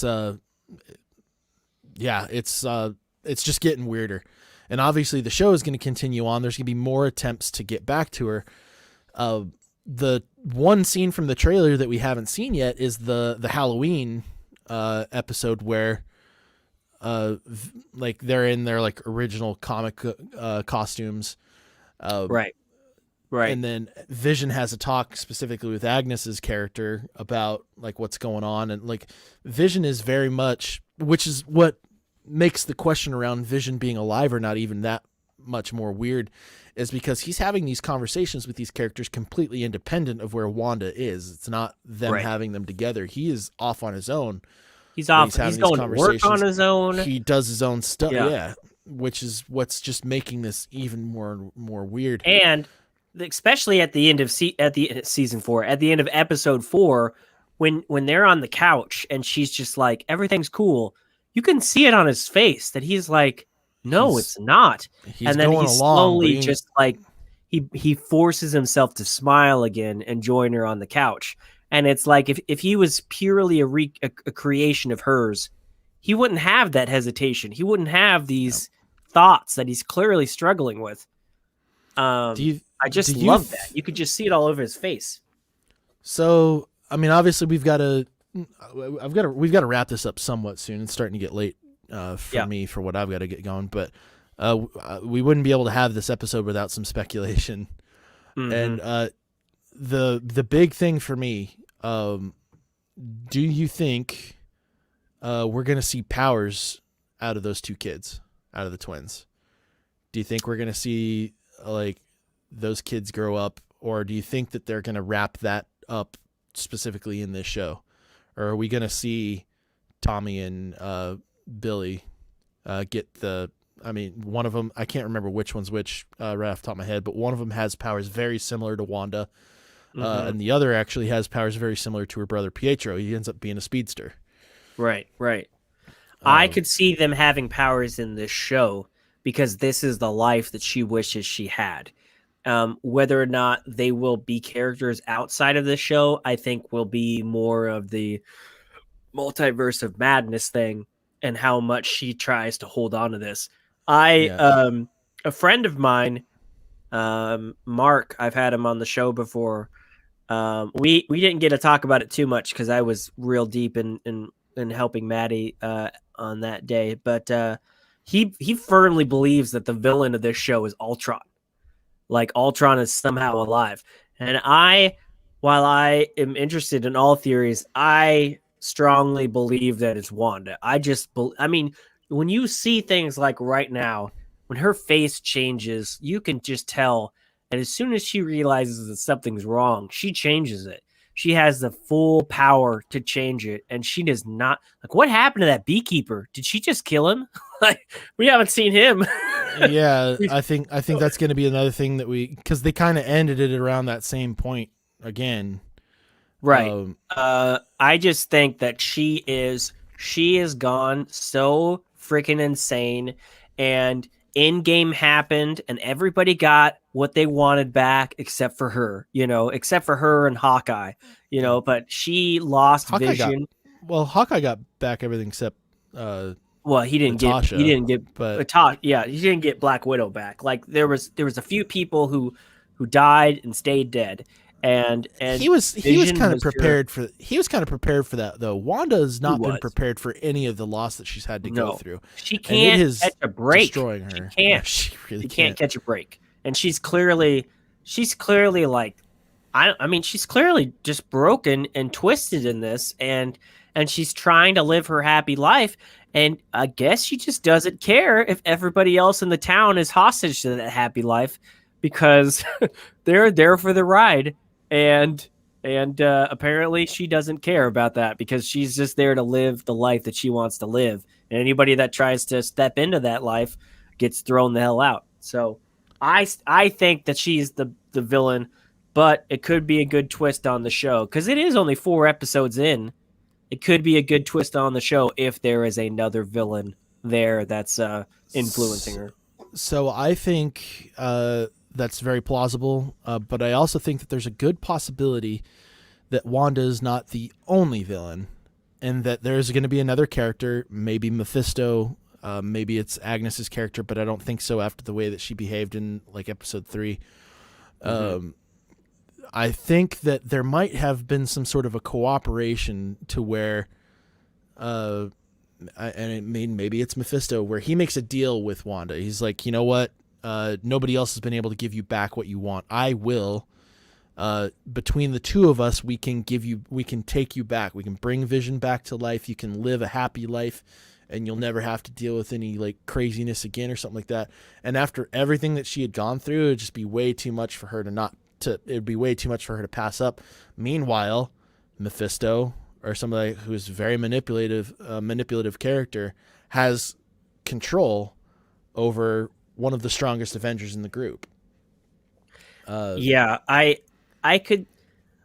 perfectly fine with her not being the only villain. I just want her to be a villain by the time the show is done. I want her to be. You want that House of M shit. Well, going not on just that. big I time, just like. Look. I mean, I get it. This is highly influenced by House of M and everything, but it is so rare, especially in the MCU, that we have a villain this developed. We have seen her go through so much, and she would be such a great villain because we would all understand how she got there. And we've seen her being manipulated by Ultron. We've seen her hate and then come to work side by side with Tony, only for her to lose more, only for her to be grounded, only for her to lose Vision. We've seen all this shit happen to her, like we've said over and over.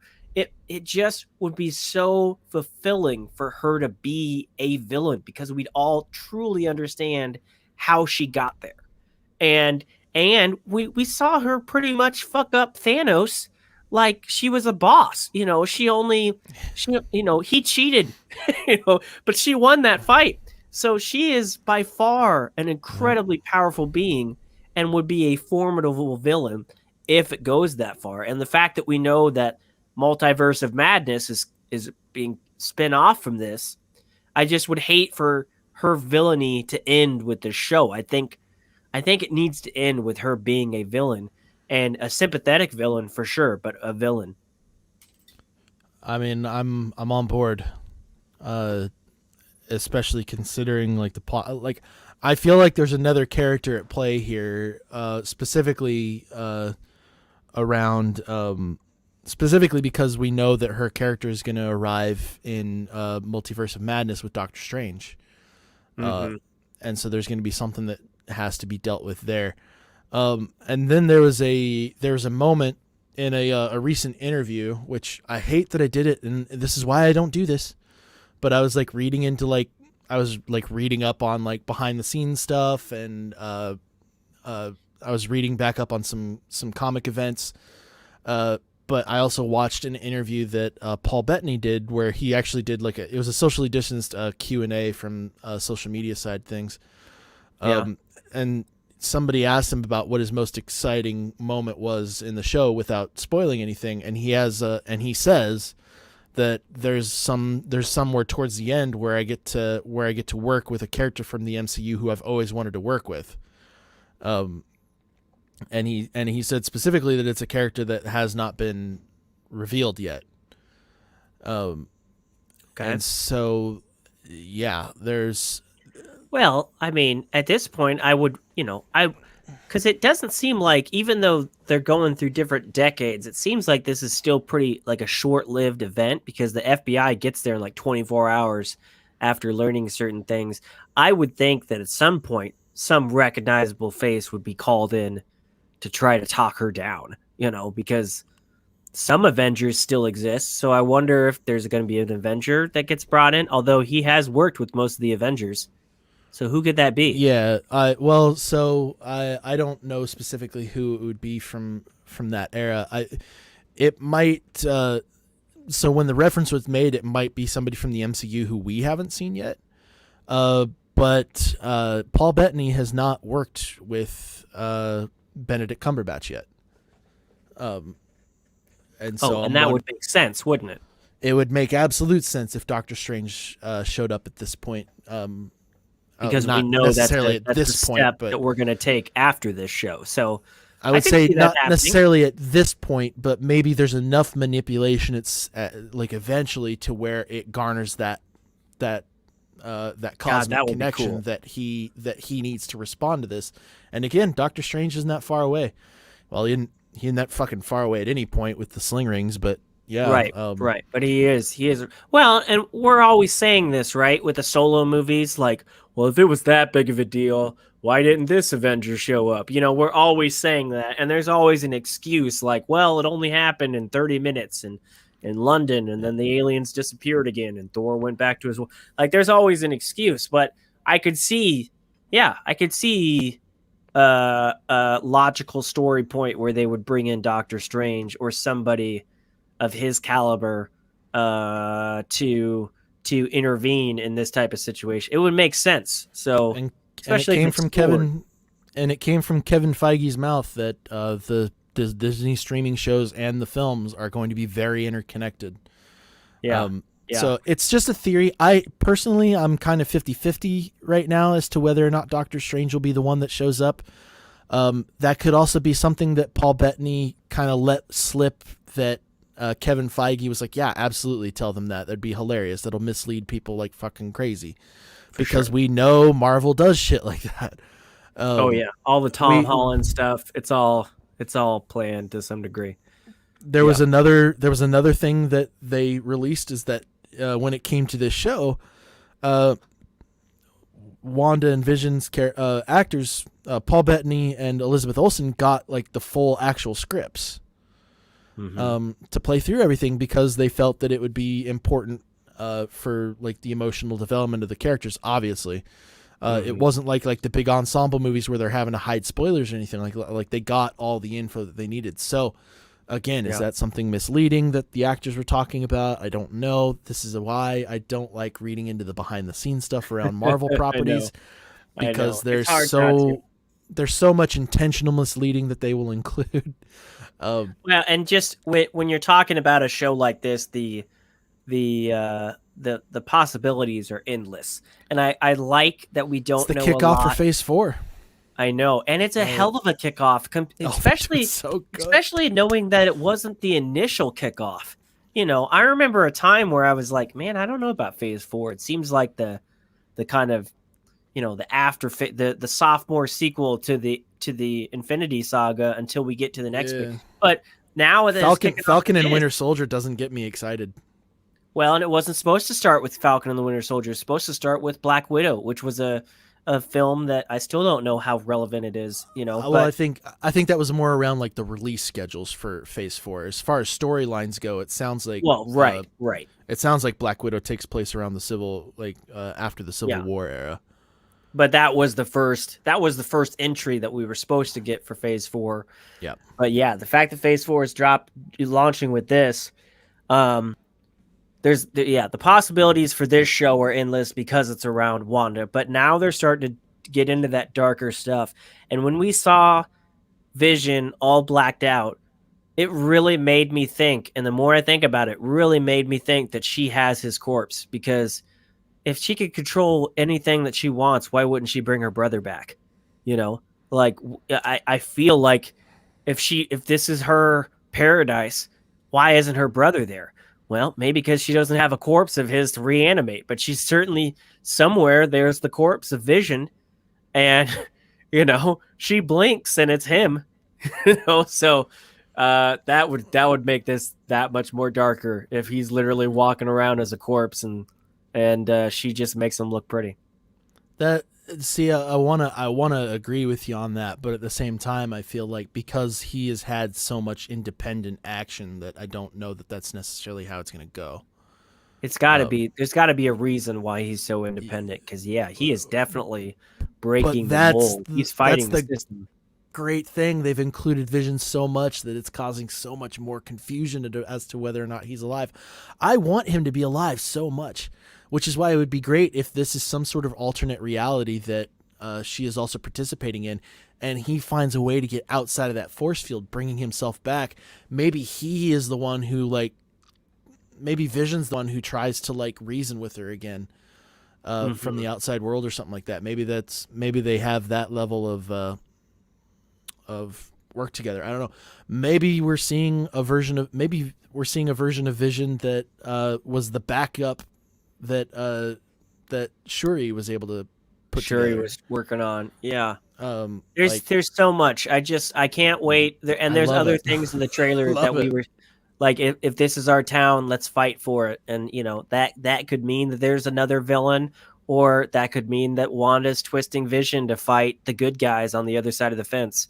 So I can't wait, man. There's 5 more episodes. We've covered a lot of ground in the first 4, despite them only being 22-minute episodes. But it's a hell of a show. Another month and change before we get to see the finality of anything. And do you like this? I kind of wish it wasn't weekly. I kind of wish it was maybe 2 a week, top and bottom of the week. It just seems like longer to wait now for 20 minutes. I would be happier if they did that and did shorter, longer episodes. Shorter. Yeah, like The Boys was a straight up season, hour. longer episode. Right. You had to wait a week for each of The Boys episodes, but they were 57-minute episodes. They were long. They had to speed through the credits at the end. Disney plays the credits at regular speed to run up the runtime for the episode. They have full-on fucking graphics and everything put together. Yeah, and then they have all the different languages, and it's all. There's some weirdness in the runtime. credits too. There's some funky visuals going on that I feel like they're trying to drop clues in the credits too. And what really pisses me off is that I've fast forwarded to the end of the credits every episode, waiting for some sort of post-credit scene of some sort or something like that. You've been trained to do so. Oh, it's pissing me the fuck off if they're not doing it, man. It's making me so mad. Yeah. But yeah, the only thing that we can do at this point is wait. And honestly, part of me is happy that they are doing these on a weekly basis, because it is, for one, it's giving me something to look forward to. Another is that it is, I think the reasoning around this specifically is really smart, but it's also really simple. Is that we're dealing with an industry, or a part of the industry specifically around Marvel, to where avoiding spoilers is the best thing for them. It is the most beneficial for them is to avoid spoilers from getting out there, and rather than putting the entire season up for people to binge right away, to where your more casual viewers, who also would be heartbroken to see spoilers, have to like avoid anything regarding it whatsoever. They can't avoid the talk, and that limits the amount of traffic that social media is having. Lowers the amount of dominant traffic that they have. Instead, they release these on a weekly basis. They keep them short and sweet, to where, I mean, who doesn't have 20 minutes to spare on a Friday to catch up? I mean, I've got like one of the weirdest fucking schedules in the world, and I still haven't missed an episode on release day yet. It's been, I think it's been the most beneficial thing for them to avoid having spoilers out there, because it is so easy for people to get caught up that WandaVision now, instead of dominating the world as far as how people are talking about it for maybe a couple weeks, now it dominates for several days at a time every week for over a month. Sure. I think I mean, we've seen that with The Boys. We've seen that with the Boys. The first season dropped all at once. The Boys' second season did it weekly, and they were breaking records and at the top of trending lists every week. So money-wise, it makes sense. However, like we've said, The Boys gave us so much more. This isn't the first show to do short episodes. We had like The Rock's Baller series was always, under 30 minutes. Silicon Valley was always under 30 minutes from the beginning. These, though, I think we're just, we've seen shows like Stranger Things give us, granted that was all binged, but we've seen high production, full hour shows. And I think at some point we just expect Disney to be like, guys, you got the money. Just give us a full hour. If anybody can pay for it, it's you. But I think we're gonna see an extended finale for their stream. Oh, for shows. Sure.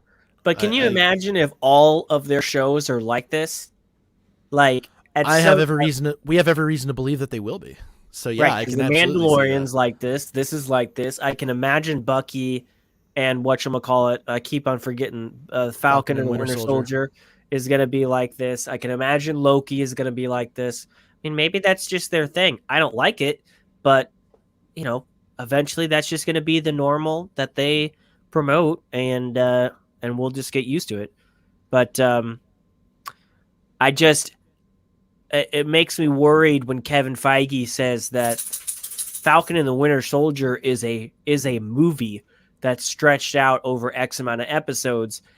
While that says to me one thing, okay, so it's movie style, or it's a movie dollar quality. It also says, so you're just going to make us watch really short episodes that could have been put together for a longer movie. Yeah. You could take that one of two ways. But I think that the way that they've formatted everything is partially for the art, but is also a very big business decision.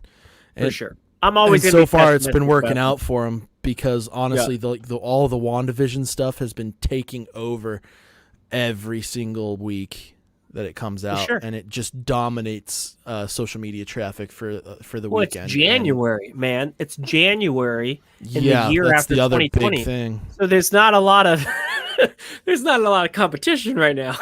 Sure, but in the film world, what is January normally associated with? Yeah, it's associated with shitty stuff. It's all the shit titles that they don't give a fuck about, that they're just like, you know what, we paid for it, we might as well put it out there. Right. And January is almost always when like the absolutely terrible horror movies come out too. And we've now got I wouldn't call WandaVision a horror series, but like we're dealing with something that would appeal to that audience, but is also appealing to everybody else, and it is doing massively well. In the month of January, after a pandemic, after a psychotic presidential election, like after everything that's been going on, it's like this ray of sunshine that's come into our lives, and I fucking love it. Right. So honestly, I don't care how they give it to me at this point, just as long as they give it to me. Well, I let me love the have it. show. I love the show so much. Although now, if Stranger Things had the Justice for Barb campaign around it, I want Justice for Beekeeper, because I want to know what happened to that man. We saw what happened to Monica. I want to know that the beekeeper's okay, because he, we didn't see anything with him, so he could just be dead. I hope he's not dead. I feel like that's going to be that's a question that's answered in the next episode. I hope. We'll see. But yeah, I can't wait for more episodes. I'm in the exact same boat. I'm loving the show. I'm loving how it's going. This is a great direction for Marvel, in my personal opinion. I think if this is like they've said so many times that they put the same amount of effort into this show as they would have for any of their Marvel films, and it's showing. I have every reason to believe that they're Shield. No, they or are Inhumans. They are putting the exact same effort into this as they would for the Marvel Cinematic Universe, and honestly, which makes sense because they're going to be that intertied with each other. Then you want to have like the same caliber of quality, and if this is their first entry into it, like this is their first foray into like this new world where they're dealing with like the new timeline and everything's up to date. They're doing a wonderful job, and I cannot wait to see what they come up with next. To be fair, they've had a lot of duds, and they've had a lot of examples of what not to do. And all of those were somewhat produced or originally touched by Kevin Feige. He did have a hand in Agents of S.H.I.E.L.D. when it first came out. Inhumans was a show that they were involved in at one point. Then they had that Cloak and Dagger show. Even those weren't hard MCU titles. Those could be considered trial runs. And now they know that they just can't half-ass it. They have to put the same amount of love and quality into it that they would a movie. They found a middle ground between those, the Netflix series and the cinematic universe, and they're like, you know what? That's right. Yeah, the Netflix series definitely showed them how to do it for sure. Yeah. Let's take what was successful about these properties and let's throw in some of our AAA Avengers here and hell yeah, and see what happens. Honestly, they did incredibly well. I can't wait to see which direction they go. I can't wait to see what other Marvel characters they bring in because so far, honestly, the FBI agent and Darcy, like they weren't Jimmy Woo. I'm sorry, I won't just call him the FBI agent. Jimmy Woo and Darcy were like side characters. Like honestly, I liked Woo in Ant-Man and the Wasp.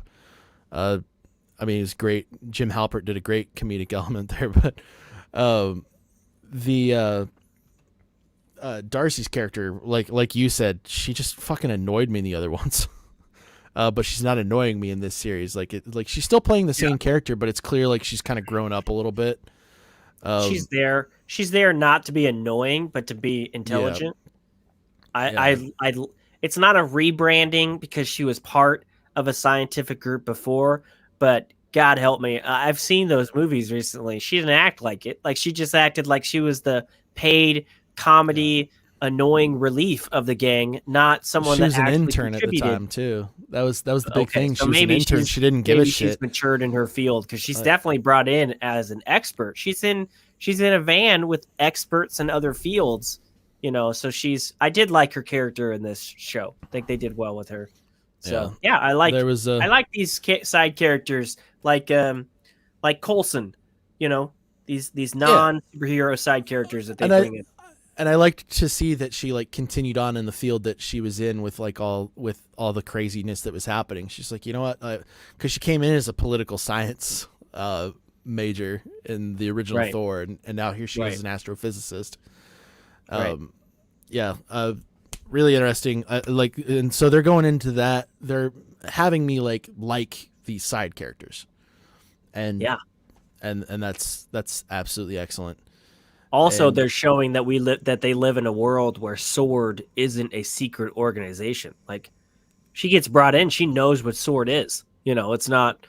It wasn't like so covert that these other civilians in their respected field didn't know that SWORD existed. So that gives a little credence to the world as well. So yeah, I'm it's a I'm great excited to world see that where they're they building. go. I'm so excited to see where they go from this. Nerf Herders, what do you guys think? Are you enjoying the show? Let us know what your wild speculations are. Do you agree with ours? Do you disagree with ours? Hit the like button if you liked this video. Hit the dislike button if you didn't. Be honest, we can take it. And until next time, subscribe. We'll see you later.